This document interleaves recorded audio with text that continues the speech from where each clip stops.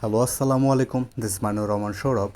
তা আজকে হচ্ছে শুক্রবার দিন জুমার নামাজ পড়তে গিয়েছিলাম অন্যান্য দিনের মতনই। তবে আজকে একটু ডিফারেন্ট হয়েছে নামাজ শুক্রবার দিনটা, কারণ শুক্রবারের জুম্মার নামাজ পড়ার পরে মসজিদে একটা অ্যানাউন্স দেওয়া হয়েছিল যে মসজিদে একটা বিয়ে হবে। তো আমি এর আগে কখনো মসজিদে বিয়ে আমার দেখা হয়নি, অনেকে হয়তো বা দেখছেন, আমি দেখি নাই মসজিদে বিয়ে হওয়াটা। তো সেটাই আজকে হয়েছে। তো বিয়ের জুম্মার নামাজ শেষ করার পরে মসজিদে আমরা সবাই নিচে নামি এবং দোতলাতে আর কি তিনতলাতে নামাজ পড়া হয়, দোতলায় বিয়ের আয়োজনটা করা হয়। তো হুজুর আমাদেরকে বিয়ের আগে বক্তব্য দিচ্ছিলেন যে বিয়েটা কতটা জরুরি এবং সময়ের মধ্যে বিয়েটা কতটা জরুরি, এবং দিনদার মেয়ে, ছেলে হলে দিনদার মেয়ে বিয়ে করা এবং মেয়ে হলে দিনদার ছেলে বিয়ে করা এটা কতটা জরুরি। এবং আমার এই বন্ধু দুইটা হচ্ছে গিয়ে তারা যে বিয়ে করতেছে তাদের থেকে নিজেরা বেশি খুশি হইতেছিল, এমন একটা অবস্থা। তো এই বক্তব্য শেষ হওয়ার পরে তারপরে বিয়ের আয়োজন শুরু করা হয়। তো পরবর্তীতে বিয়ে পড়ানো শুরু হয়। তো আমরা অনেকটাই পিছনে বসছিলাম, তাই সামনের সিচুয়েশন বা অবস্থাটা দেখাতে পারি নাই ভিডিওতে। তো বিয়ে পড়ানো মোটামুটি অন্য অন্য নিয়মের মতো শুরু হয় এবং এরপরে দোয়ার ব্যবস্থা করা হয়।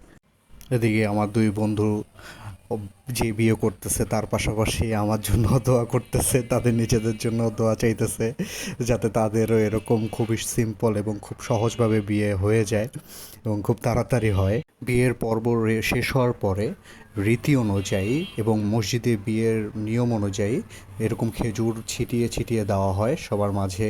এরকম নিয়মটা আমার জানা ছিল না যে আসলে খেজুরের এরকম বিলিয়ে দেওয়া হয়, এরকম সবার মাঝে এরকম ছিটিয়ে ছিটিয়ে বিলিয়ে দেওয়া হয়। তো আমার এই বন্ধু দুইটা পাইতেছিল না, চাইতেছিল বারবার যে এদিকেও খেজুর মারেন, এদিকেও একটু খেজুর দেন। তো ওনারা এত পিছিয়ে খেজুর আসতেছিল না, অনেকেই পাইছে অনেকে পায় নাই। পরবর্তীতে হুজুর আমাদেরকে দেখে আমাদেরকেও খেজুর আমাদের দিকে ছিটিয়ে ফেলায় এবং আমি একটা পাই, কিন্তু ওরা দুইজন পায় নাই। এটার জন্য ওদের খুবই মন খারাপ হয়। আমি এই খেজুরটা পাই, একটা পাই, এবং পরবর্তীতে আমরা চলে আসি। আরে বেচারা দুইটা খেজুর পায়নি। আপনি পেয়েছেন তো এরপরে বিয়েটা সামনের সপ্তাহে বিয়েটা আপনার।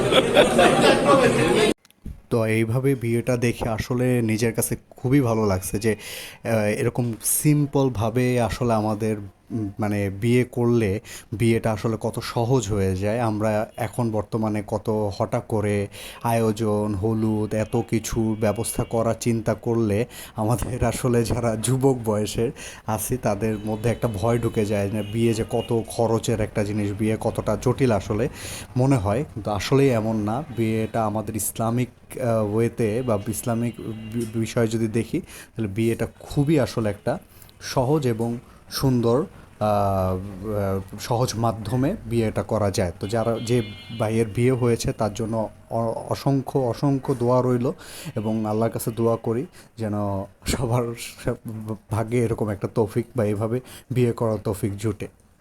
তো ধন্যবাদ, দেখা হচ্ছে পরবর্তী ভিডিওতে।